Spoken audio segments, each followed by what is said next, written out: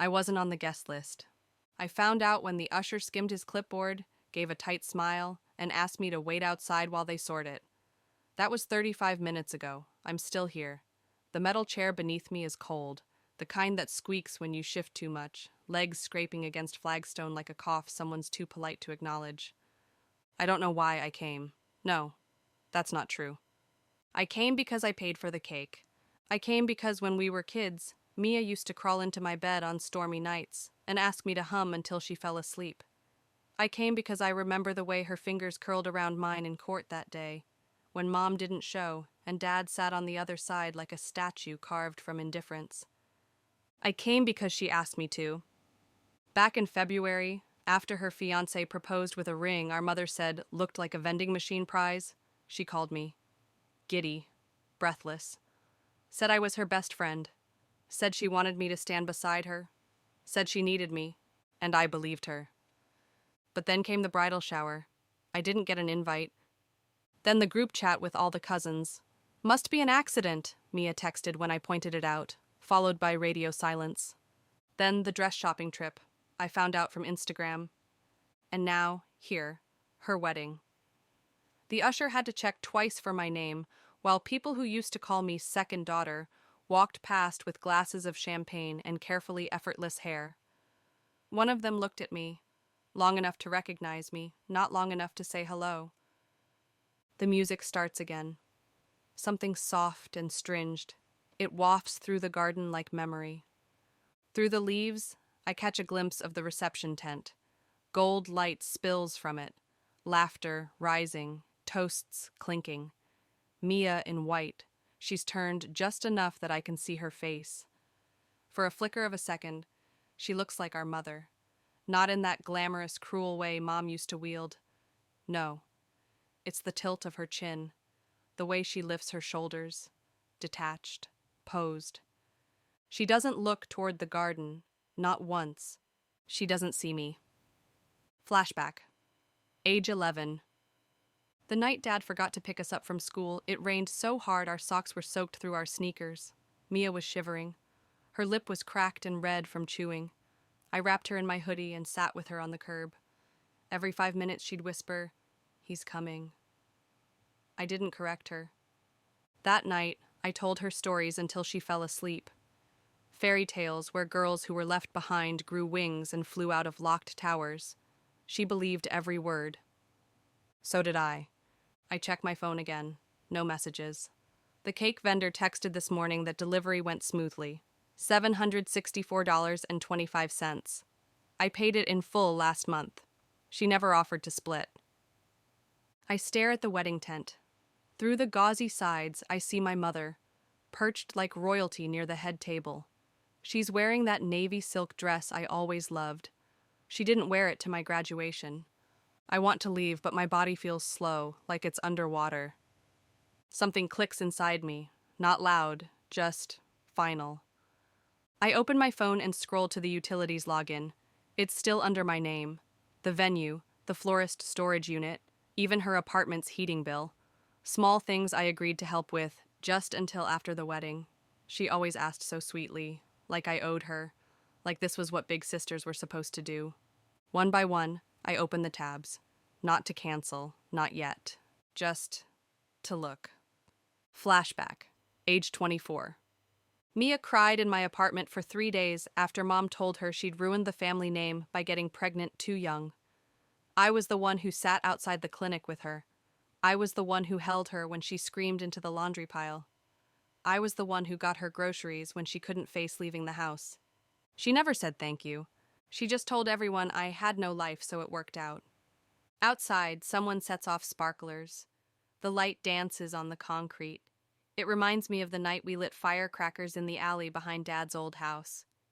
Mia was scared of the noise, but I told her to focus on the sparks. Told her that even loud things could be beautiful, just for a second. I don't think she remembers. I rise from the chair slowly, brushing crumbs off my skirt. I don't go inside. I don't knock on the tent. Instead, I start walking toward the edge of the parking lot, where the lights grow dimmer and the music fades into the wind. My car is parked alone, just beneath a flickering lamp that seems just as tired as I am. Before I open the door, I glance back. She's laughing, head thrown back, white teeth flashing, veil tipped by the breeze. She's surrounded by people who never once called to ask how I was doing, not even after the accident last fall. Not even when I was in the hospital alone for 12 hours because Mom said she was too busy, and Mia was sure it wasn't serious. I take one last look, and I let the door shut. Not from hate, but from something softer. Something like silence. The silence in my car felt louder than the wedding music ever could. I didn't drive right away. I sat with my hands resting on the steering wheel, headlights off, phone glowing in my lap. There was a voicemail from Aunt Caroline. Just 2 seconds of rustling, then a click. Probably a butt dial. Or maybe she was checking if I'd answer, then changed her mind. Again. I don't blame them for pretending they didn't see me. It's easier to ignore someone when they've been trained not to ask questions. A wind kicked up and rattled the branches against the roof of my car. I used to love nights like this. Dramatic weather felt like permission to feel big things. But tonight, it just made me feel smaller, like the wind might lift me out of this parking lot and scatter me across the gravel. I opened the utility tab again. Still logged in. Still my name on all of it. It's funny, Mia had no problem letting me handle the logistics. She never remembered the passwords or the deadlines or that you had to call the venue coordinator directly if the invoice was more than 30 days late. That had been my job. Always the job of the responsible one. The rock. That's what Mom called me. Her rock. Said it like a compliment. Like it meant I didn't bleed. I switched tabs and hovered over the heating bill. The florist storage unit was still listed too. She asked me to keep it open until Monday, just in case she wanted to dry her bouquet or save the leftover centerpieces. She said she'd transfer the money this week. I didn't bother checking. She wouldn't, not because she's evil, but because she's Mia. And with Mia, forgetting is a form of convenience, not cruelty. I tapped suspend service. Not canceled, just a pause. It's strange how quiet it feels when you reclaim something. Not loud like a movie scene, just a quiet click. Like the door of your childhood room closing for the last time. No drama, just finality. I drove home. Flashback. Age 19, Thanksgiving, the first one after Dad left the state. Mom wanted it to be perfect. Said we needed unity. I was home from college, working 2 part-time jobs and barely sleeping. Mia was still in high school, radiant and reckless. I made all the food. She showed up with a boyfriend none of us liked and a story about how the casserole dish just slipped from her hands. Mom laughed, said, "Well, that's our Mia, never meant for the kitchen." I was still holding the dish towel, burned my hand, and never told anyone. Back in my apartment, I made tea I didn't want and left it on the counter.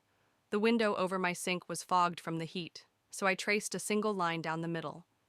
Outside, the city kept moving. Indifferent, chaotic, strangely comforting. On the fridge was the magnet Mia gave me 4 years ago. A cheap souvenir from a beach trip she went on without me. It said, "Sisters, built-in best friends." She gave it to me like a joke. I left it there. I stared at it. Then I opened the drawer beneath the sink, took out a plastic bag, and dropped it in. No hate, just tired. The next day I didn't text her. Didn't call to ask how the wedding went, or if the cake was good, or if she'd remembered to thank the vendor. I went to work, answered emails, bought a plant I didn't need. Let the silence breathe between us. I knew she'd notice eventually, not because she missed me, but because I'd stopped doing the things that made her life easier. On Wednesday, she texted, "Mia, hey, can you resend the login for the flower storage? I need to get my bouquet." I stared at it. Not a thank you. Not a, "Did you make it home okay?" Not even a, "Sorry I didn't get to see you at the wedding." Just a request. I didn't reply. An hour later, Mia. Are you mad? If this is about the Usher thing, OMG, I told them you were coming, they just messed up. Another hour, Mia. Don't be dramatic. It's not like you weren't included. You were on the list. They're just idiots. Come over Friday. I want to show you the photos. I reread that one a few times. It was classic Mia, rewriting the moment as a minor mix-up, framing my silence as drama, acting as though her forgetting me was a fluke, not a pattern. I didn't text back. Instead, I opened my notebook, the old one with the fabric cover I keep in my nightstand, and started writing a list. Things I paid for, unacknowledged. The cake, $764.25. Venue heating utilities, $129 per month since November. Her wedding shoes, she forgot to return them and said, "I'll just Venmo you." The night she cried on my couch for 6 hours, and I canceled my date to hold her. 3 missed work days for errands she couldn't get to. That time Mom called her a failure, and I took the blow so she didn't have to. I stopped after that last one. My chest felt like someone had stacked a bookshelf on it. Flashback. Age 27. I turned down a job in Chicago because Mia begged me not to leave. "Everything's finally okay," she said. "You can't just disappear." I stayed. I told myself it was loyalty. Now I wonder if it was fear. The next day, I mailed back her wedding card. Blank. No cash, no note, just the card. I sealed the envelope, wrote her name in tidy letters, and dropped it into the box on 7th and Main. The one with the chipped blue paint. The one that swallows things and never tells you if they arrived. It wasn't revenge. It was just space. I didn't go on Friday. I didn't respond to her texts. Not when she said she missed me. Not when she sent a photo of the bouquet half wilted in the florist's freezer captioned, "Ugh, look what happens when you ghost me." I didn't even open the photo. Instead, I stood in the middle of my apartment and stared at the mirror in the hallway. It's cheap, narrow, framed in fake wood, something I bought when I first moved here. But today, I saw something strange in it. Me. Not the version they see, the dependable one, the cushion everyone lands on. But someone sharper, someone quieter, someone tired of being the background character in a story she helped build. That weekend, I cleaned. Not in the way most people mean it, not wiping counters or folding laundry. I removed. I went through every drawer, every shelf, every item Mia had ever given me, or left behind, went into a cardboard box. The sweater she borrowed and never took back. The wine glass from her 25th birthday. The framed photo of us at prom, where I did her hair and she took credit for it in every caption. I didn't throw them out. I didn't set them on fire like some dramatic breakup montage. I just put them away. I even relabeled the box, miscellaneous, not mine, and slid it deep into the closet. It felt like breathing for the first time in months. Flashback. Age 15. Mia forgot my birthday, not because she was a brat. She was just busy. A cheer competition, a boy, something shiny. When I came home that day, Mom had burnt the cake and said she'd make it up to me next week. Mia walked in, giggling, makeup smudged from the bus ride, and said, "Oh, crap. Was that today?" I nodded, smiled, said, "It's fine." We ate burnt cake, and I laughed at all her stories, because that's what big sisters do. Monday came. I expected silence. Instead, I got a call from Mom. I let it ring once, twice, let my thumb hover over decline. Then, stupidly, I answered. "Hi, sweetheart," she said, like she hadn't avoided my texts for a month. I waited. "I heard you didn't stay at the reception. Mia said you were acting off." Office, that word. Like I was a machine that glitched. Like silence was a malfunction, not a choice. "I wasn't on the guest list," I said calmly. "Oh, come on," she said, voice lilting. "You know how weddings are. Things get jumbled. Seating's never perfect. You shouldn't take it so personally." The words fell like damp laundry on my chest. She didn't include me in a single photo. Mom sighed. Well, it was her day. There it was, the line I'd grown up beneath. Her day. Her turn, her feelings. I was the shelf that held the spotlight, but never stood in it. "I paid for her cake," I said, and I don't know why that's what came out. Maybe because it felt the most literal, the most undeniable. "Well, I'm sure she's grateful," Mom said, her tone tightening. "But honestly, this mood of yours, it's not like you." That was the point. I didn't say goodbye. I just let the line go quiet until she hung up. That night I made a change. It was small, quiet, ridiculously symbolic. I pulled out the old jewelry box from under my bed, the one with the locket Mia gave me when we were 12. Inside there was a photo, the two of us sitting on the swing set behind Aunt Caroline's house, arms looped, smiling like we'd never be anything but sisters. I stared at it a long time. Then I swapped it out. I found a photo of myself alone, one that Sarah, my coworker, had taken at our work retreat last fall. I was sitting on a bench with a book, half laughing, the wind catching my hair. It wasn't perfect, but it was mine. I folded it gently and pressed it into the locket. Click. A new kind of silence. Flashback. Age 26. After I helped Mia move into her new place, she forgot to invite me to the housewarming party. She said, "Oh my God, you would have been so bored, it was just a few people." I brought her wine anyway. She didn't open it. By Thursday, she called. This time I didn't answer. She left a voicemail. "Hey, okay, so I don't know what's going on. Like, if you're mad, just say it. But it's super immature to just vanish like this. Everyone's asking where you went. You embarrassed me. Mom says you're being weird again. I swear you always do this. Can we just talk?"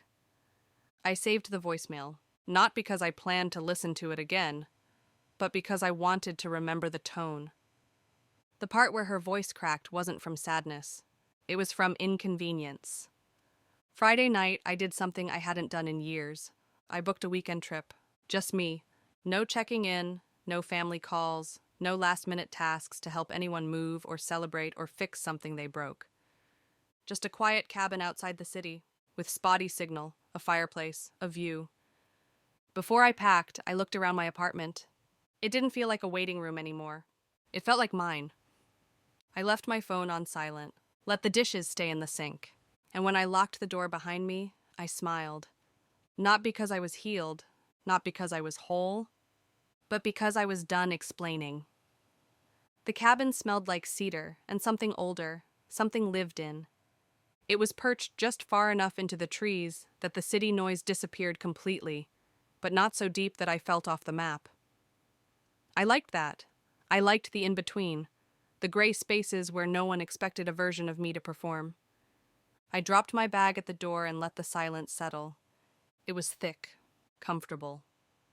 There were 3 mugs in the kitchen, mismatched and chipped, a small fireplace with leftover ash, a single armchair, and a folded quilt with threadbare edges. The kind of place that hadn't been updated in years. It didn't need to be. Outside, the trees were bare, shaking gently in the wind like they were whispering something only they understood. I curled into the armchair and let myself feel it, the weight of being unreachable, the lightness of not being needed. Flashback. Age 23. Mia got into a car accident. Nothing serious, a busted bumper, whiplash. She called me, sobbing, screaming. I skipped class, paid for her tow, and held her hand while the nurse took her blood pressure. She told everyone later that Mom came to get her. Mom never left the office. I hiked the trail behind the cabin the next morning. It was barely marked, just a ribbon of earth between 2 lines of bramble. I followed it until I couldn't hear my own breath anymore, until the quiet felt like its own kind of voice. Halfway up the hill, I found a tree that had been struck by lightning, blackened on one side, still standing. It looked wrong and beautiful at the same time, like survival after betrayal. I touched its bark and felt how cold it was, still alive, still rooted, but changed, irrevocably. I didn't check my phone until the second night. 13 texts, 3 missed calls, 1 from Mom, 1 from Mia, 1 from an unknown number I was sure belonged to one of their friends trying to smooth things over. I opened the most recent one. "Mia, are you seriously ignoring me this long? I'm your sister." I didn't respond. She never asked if I was okay, only if I was done being silent. That night I wrote a letter. Not to send, not for them, but for me. I folded a piece of lined paper in half and wrote at the top, "What I needed you to say." I let the words fall out like breath. I'm sorry I only called you when I broke things. I'm sorry I never saw the weight you carried for me. I'm sorry I used your silence as proof you were fine. I'm sorry I let them forget you. I stopped there, folded the paper, tucked it into the drawer of the nightstand beside the cabin bed, left it like a seed. Flashback. Age 17. I got accepted into the college of my dreams. Mom said, "That's great, but let's wait to celebrate until we know if Mia gets in too." She didn't. So we never celebrated. When I got back home, the air in my apartment felt different. Not stale, clean. The box labeled miscellaneous, not mine, was still there, tucked in the closet. I didn't take it out, but I did take something else down, a photo taped to the fridge. One of the few where Mia and I looked happy. It had been there so long the tape had melted a little, curled at the edges like it was tired of holding on. I replaced it with a postcard from the cabin. A photo of the woods and a single phrase printed in white at the bottom: "Stillness is not failure." Tuesday morning, the knock on my door startled me. 3 soft raps. I peeked through the peephole. It was Mia.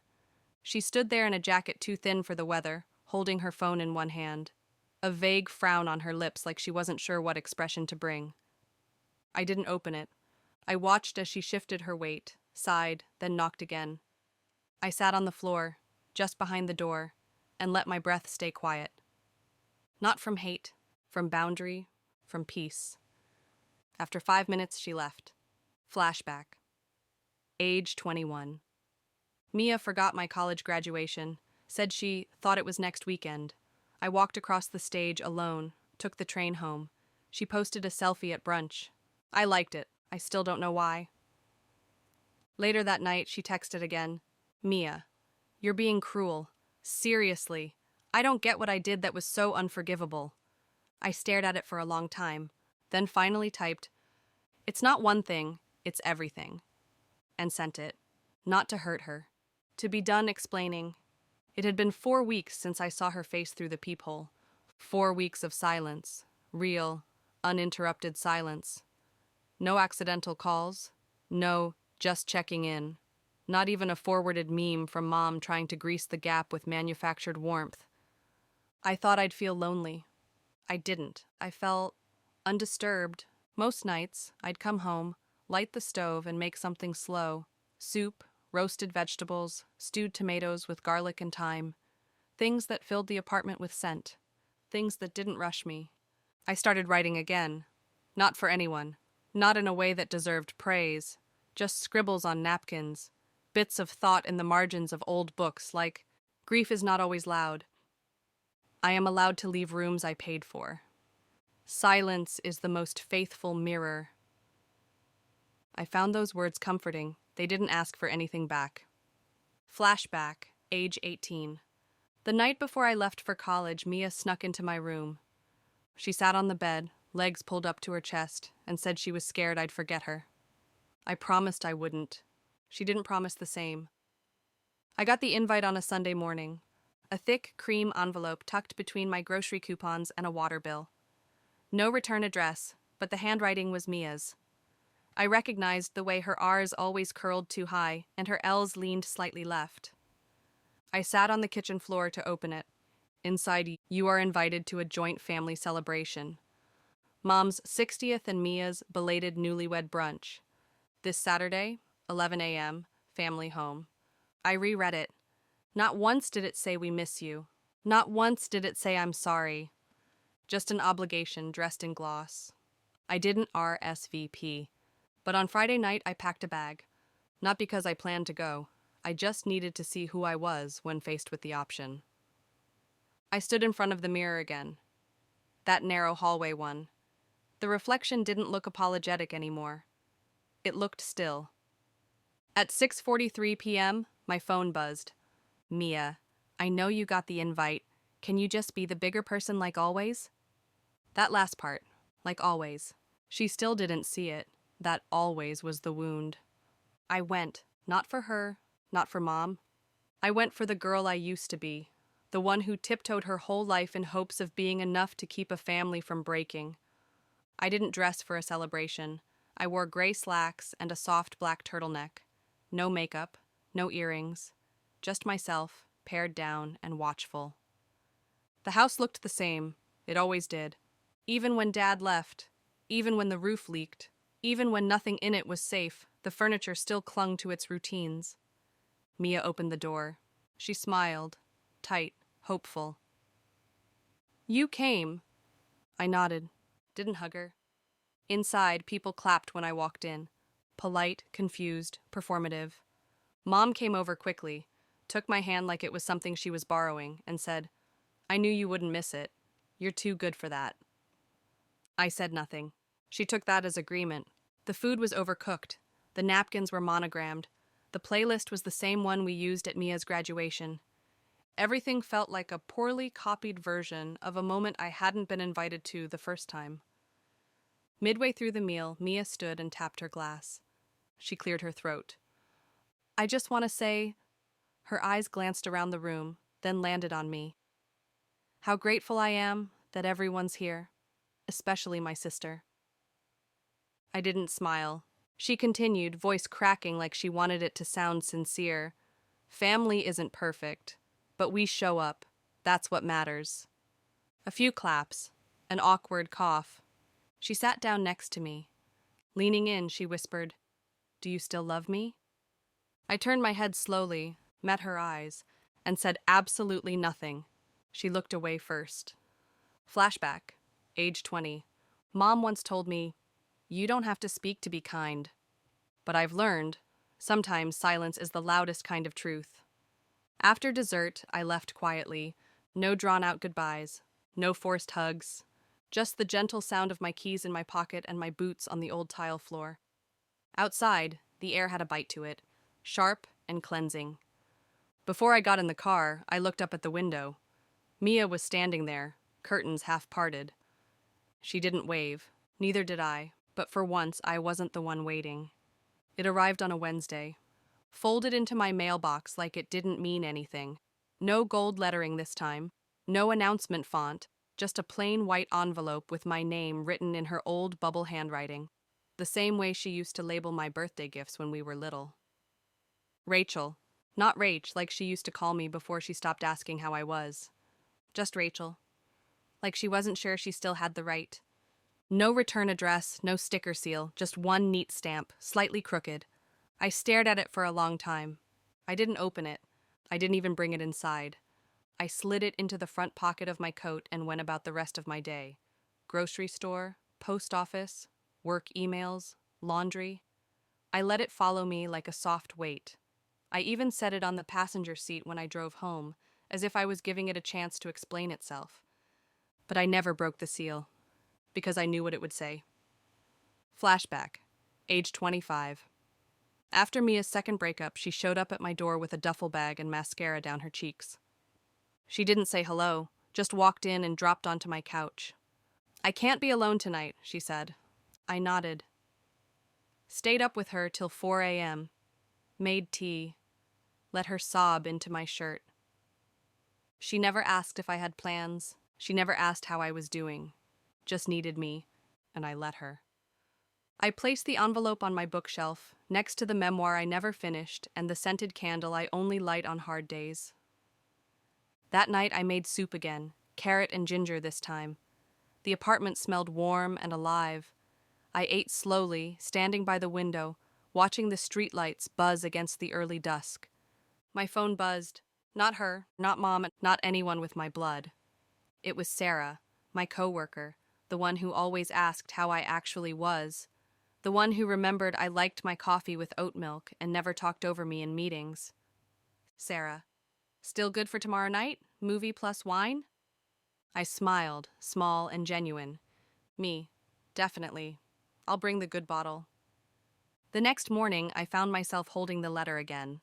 The weight of it felt heavier than paper. Part of me was curious. What version of herself had she sent me? The apologetic sister? The guilt-laced bride? The little girl from the swing set?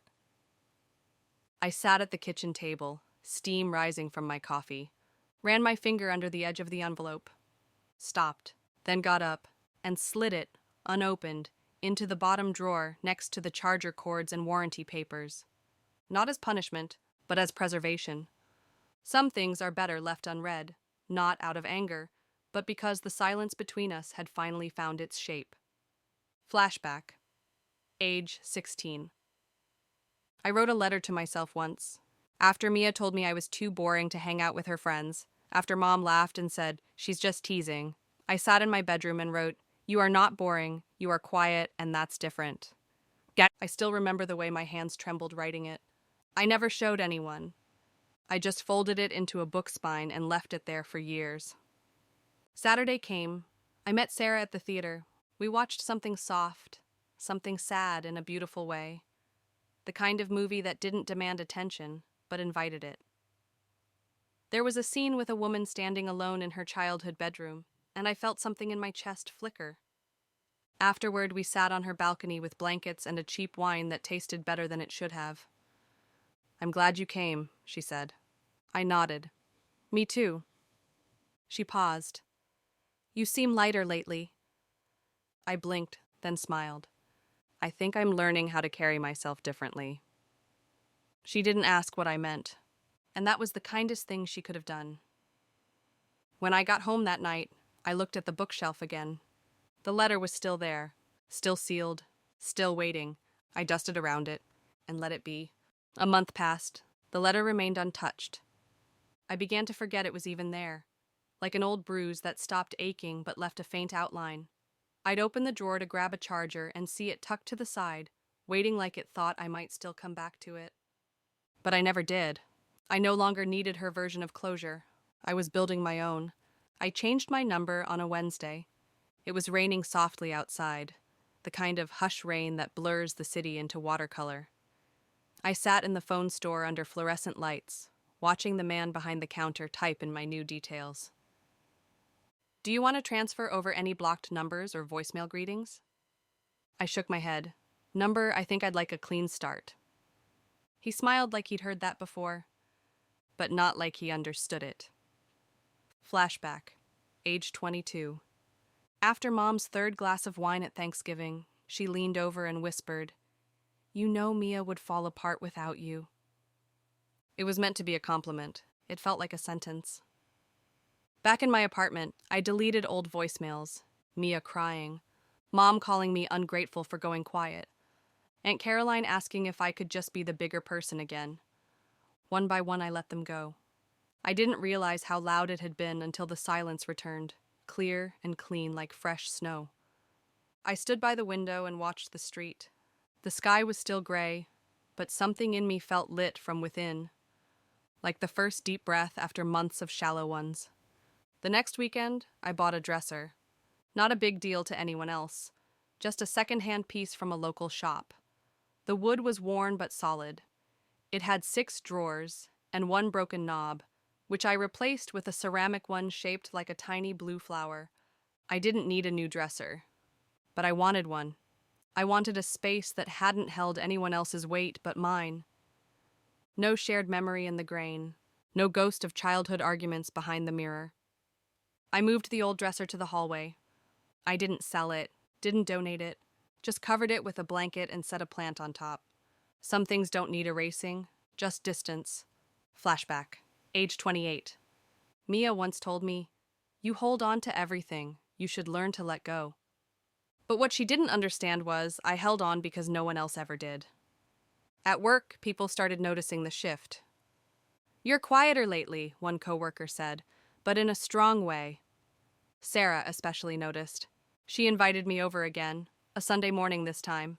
Fresh bread, soft jazz on the record player, a little ceramic butter dish shaped like a duck that made us laugh harder than it should have. We didn't talk about families. We didn't need to. She handed me a mug of tea and said, "It's nice being around someone who doesn't need noise to feel real." And I almost cried, because she got it. That night, I pulled the storage box from the closet, the one labeled miscellaneous, not mine. I opened it slowly, held each item with a kind of reverence, not because I missed them, but because I was ready to stop fearing them. The sweater, the framed photo, the locket. I took them out one by one, set them on the floor like puzzle pieces from a past I no longer needed to fit into. Then I took a second box, labeled it goodbye, not dramatic, not cruel, just final. I placed everything inside, taped it shut, put it by the door for donation pickup. The apartment felt new, not in its layout or furniture, but in the way it held me, like I was no longer an afterthought in my own life. Flashback, age 14. Mia got the lead role in the school play. I worked lights backstage and clapped harder than anyone. When I asked Mom if she saw me behind the curtain, she said, "Oh, I didn't notice." I nodded, and told myself I wasn't meant to be seen. I took a walk at dusk. The air was sharp but not unfriendly. Trees bare but honest, people passing with soft faces, lost in their own thoughts. I passed a park, stopped, sat on a bench and just watched the world blur past. A girl walked by, holding her sister's hand, maybe 5 and 9. The older one slowed her step to match the younger's stride, patient, wordless. The younger one looked up and beamed, and I felt something loosen in my chest, not envy, just grief, and behind it, a quiet pride that I had survived the years where no one slowed down for me. When I got home, the letter was still there in the drawer.